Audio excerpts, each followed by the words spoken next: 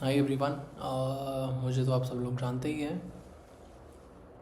आज हम लोग एक नई सीरीज़ शुरू करने वाले हैं जहाँ पे हम लोग ये देखेंगे कि कॉरपोरेट में आगे बढ़ने के लिए या फिर कॉरपोरेट में जॉब करने के लिए कितना गूगल शीट या फिर कितना लेवल पे एक्सेल आना चाहिए, उसको डिवाइड कर करके हम लोग मैंने उसको सब पार्ट में डिवाइड किया है और मैं उन पे ही वीडियोस बनाऊंगा ताकि क्योंकि एक्चुअली क्या है कि मेरे काफ़ी सारे पुराने कलीग्स हैं, काफ़ी सारे पुराने दोस्त हैं जो कि मुझे रीच आउट करते रहते हैं कि यार इफ एरर बता दे या फिर इंपोर्ट रेंज बता दे एक्स वाई ज़ेड। मुझे ऐसा रियलाइज़ होता है कि काफ़ी सारे लोगों को इसकी ज़रूरत होती होगी, मतलब जो कॉर्पोरेट में काम कर रहे हैं, जो कि एसोसिएट लेवल पे हैं या फिर उसके upper associate level, senior associate level पे हैं। उन लोगों को काफ़ी प्रॉब्लम होती होगी। लोग जनरली कॉर्पोरेट में लोग ज़्यादा हेल्पफुल होते नहीं है या ज़्यादा समय नहीं होता लोगों के पास कि इतना डिटेल में घुस के आपको बताएंगे। तो इसलिए मैं सीरीज़ शुरू कर रहा हूँ ताकि मुझसे या फिर आपसे अगर कोई कुछ पूछे कि यार ईफ एरर क्या होता है, वी लुकअप क्या होता है, फलाना ढमकाना कुछ भी, ये फार्मूला कैसे लगता है, डैशबोर्ड कैसे बनता है, तो आप बस एक मेरा क्लिप शेयर कर दें and it will help them to grow.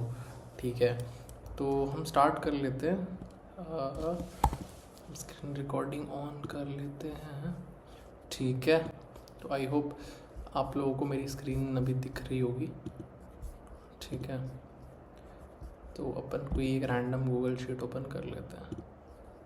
ठीक है तो जैसे मैंने ये टॉपिक्स लिखे हुए हैं, आप सब लोगों को दिख रहा होगा कि ये मैंने कुछ टॉपिक्स लिखे हुए हैं जो हम लोग धीरे धीरे कवर करने वाले हैं। ठीक है, सबसे पहले हम लोग बेसिक्स कवर कर लेते हैं कि गूगल शीट होता क्या है या फिर एक्सेल क्या होता है या डिफरेंस क्या होता है गूगल शीट और एक्सेल में।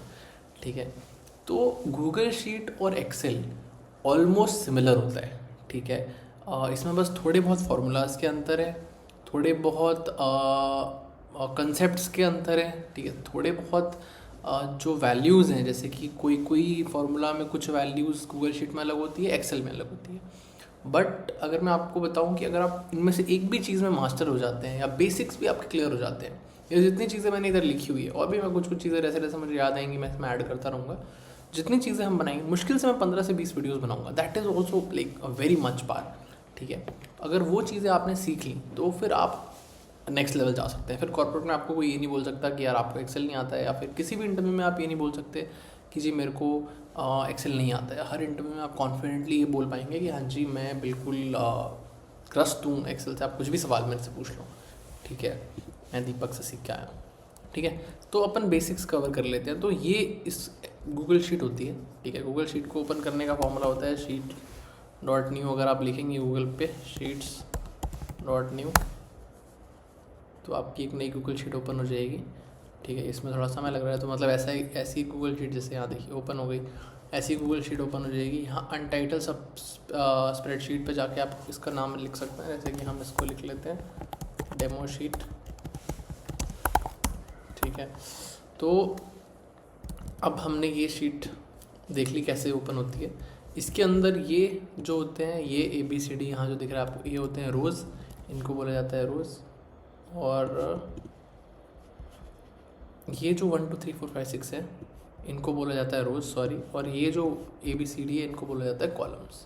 ठीक है, तो कॉलम्स और ये रोज़। तो मान लीजिए कोई अगर आपको बोलता है कि एक कॉलम इसके ऊपर, एक रो इसके ऊपर इंसर्ट करिए, तो इसका मतलब समझ जाना है आपको कि इस तरफ वाले की बात हो रही है। अगर कोई आपसे बोलता है कि इस कॉलम में, B कॉलम में, C कॉलम में, तो आपको समझ जाना है कि C कॉलम का मतलब है ये C कॉलम। ठीक है, अगर आपसे कोई बोलता है कि सेल नंबर C5 में डेटा है, तो आप C5 कहाँ से निकालोगे, C ये रहा और 5 कहाँ है, ये रहा, और इनका जो मेल हो रहा है वो कहाँ हो रहा है, इंटरसेक्शन कहाँ हो रहा है यहाँ पे, तो C5 ये हो गया। ठीक है, ये बेसिक्स होते हैं। ठीक है, these are the basic things of sheets. इसका काम क्या होता है, ये एक तरह से नोटबुक है, बस डिजिटल है। पहले हम लोग सब कुछ डेटा कॉपी पेन और नोटबुक पैड्स पे होता था। अब काफ़ी मतलब कॉर्पोरेट में वही काम जो है गूगल शीट्स और एक्सेल में होता है, क्योंकि बड़े साइज़ में मान लो 1 लाख नंबर्स हैं कहीं पे, तो 1 लाख नंबर्स आप कॉपी पेन से लिखोगे तो बहुत लंबा समय लग जाएगा, राइट। बट वो 1 लाख आप अगर गूगल शीट में लिखोगे तो आप 1 मिनट में कॉपी पेस्ट कर सकते हो। मान लो मेरे को ये डेटा है N9 तो मेरे को 1000 बार लिखना है, तो मैं बिल्कुल 1 सेकंड भी नहीं लगेगा मेरे को, ये देखो 1000 बार कर लिया मैंने। ठीक है, मैं आपको शॉर्टकट्स भी बताऊंगा थोड़ी बहुत, जो कि आपको मेमोराइज़ करने पड़ेंगे। ठीक है, तो जैसे सबसे पहला टॉपिक हमारा है वी लुकअप। तो अब हम वी लुकअप देख लेते हैं कि कैसे क्या काम होता है वी लुकअप का। आपने बहुत बार सुना होगा वी लुकअप के बारे में दूसरे लोगों से या फिर अपने किसी कलीग से जो ऑलरेडी कॉर्पोरेट में काम कर रहा है। ठीक है, मैं आपको डिटेल में समझा देता हूँ और बहुत ही आसान तरीके से कि क्या होता है। फॉर एग्ज़ाम्पल यहाँ पे हमने डेटा डाला हुआ है नेम। ठीक है, नेम में हमने लिखा हुआ है दीपक, अभिषेक, अविनाश, साकेत, सूरज, रोशन। ठीक है, मान लीजिए ये हमने कुछ स्टूडेंट्स के नाम लिखे हैं। ठीक है, अब इनका हमने लिख लिया रोल नंबर। ठीक है, इनका रोल नंबर 1 से लेके 1 2 3 4 5 6। ठीक है, और इधर रिज़ल्ट मैथ्स। ठीक है, इधर रिज़ल्ट साइंस। ठीक है, मान लो दीपक के 10 नंबर आते हैं, इसके 5 आते हैं, इसके 7, इसके 8, इसके 6, इसके भी 5। ठीक है, और सेम इसका भी 10, इसका 5 7 4 3 2। ठीक है, तो ये मान लीजिए अपने पास डेटा हो गया। तो ये इसी फॉर्मेट में मान लीजिए आप बड़े छोटे लेवल पे आपके पास डेटा होगा। ये शायद बहुत बड़ा भी हो सकता है, शायद बहुत छोटा भी हो सकता है। तो ये एक सैम्पल डेटा मैंने आपको बताया। ठीक है, अब ये डेटा बेस है आपके पास। ठीक है, आपको किसी दूसरी शीट में आपके पास मान लीजिए ऐसे लिखा हुआ है कि दीपक और अविनाश और सूरज। तो हम यहाँ पे थे, हमें जैसे कि अभी देखना है ये 3 नाम है। ठीक है, किसी दूसरी शीट में मान लीजिए ये 3 नाम लिखे हुए हैं दीपक, अविनाश, सूरज। अब हमें बोला गया इनका रिजल्ट क्या है साइंस में।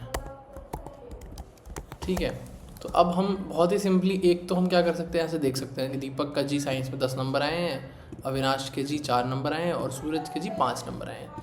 ये तो बेसिक चीज़ हो गई, राइट। बट ये आप 3 डेटा में कर सकते हैं, बट ये अगर 300 होते तो आप एक एक करके नहीं कर सकते।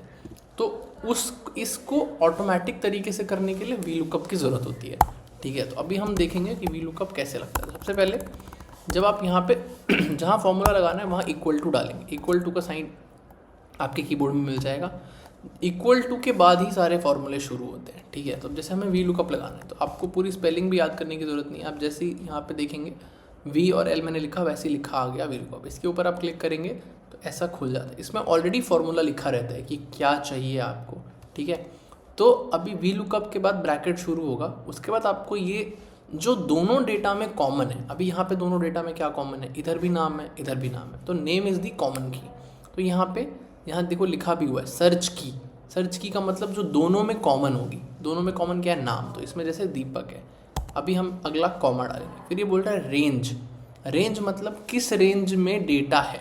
ठीक है, अब जैसे अपना किस रेंज में है, यहाँ बी से लेके सी से लेके डी से लेके ई तक, ये अपनी रेंज है जिसके अंदर डेटा है। या तो आप पूरी रेंज सेलेक्ट कर लीजिए या फिर आप ऐसे भी रेंज सेलेक्ट कर सकते हैं, कोई भी तरीका चलेगा। तो मान लीजिए मैंने ऐसे कर लिया।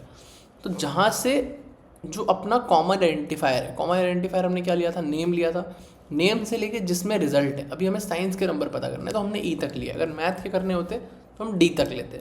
ठीक है, इसको करने के लिए आप सीधा माउस से भी कर सकते हैं या फिर आप इसको माउस पे क्लिक करके और कंट्रोल और शिफ्ट से भी कर सकते हैं। ठीक है, और राइट एरो से। अभी हमने सेलेक्ट कर लिया। अभी आपको ये देखना है कि नाम वाले कॉलम में से लेके रिजल्ट वाले कॉलम तक कितने नंबर्स हैं। जैसे नाम वाला कॉलम पहला था तो 1, उसके बाद दूसरा था 2, तीसरा मैथ्स का है और चौथा बेसिकली आपका 4th जो है उसमें रिजल्ट साइंस है।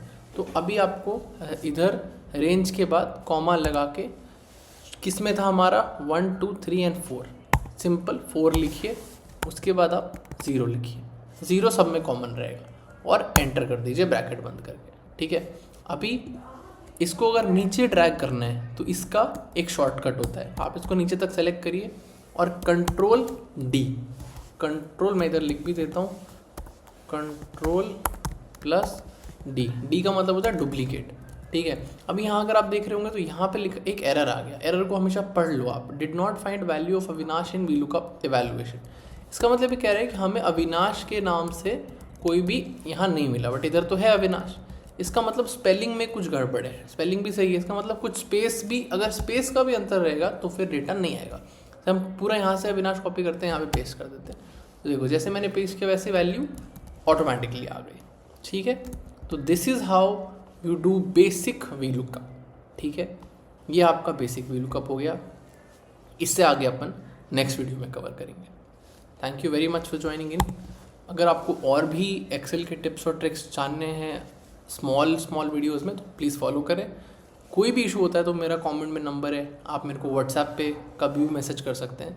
I will help you out. Thank you very much.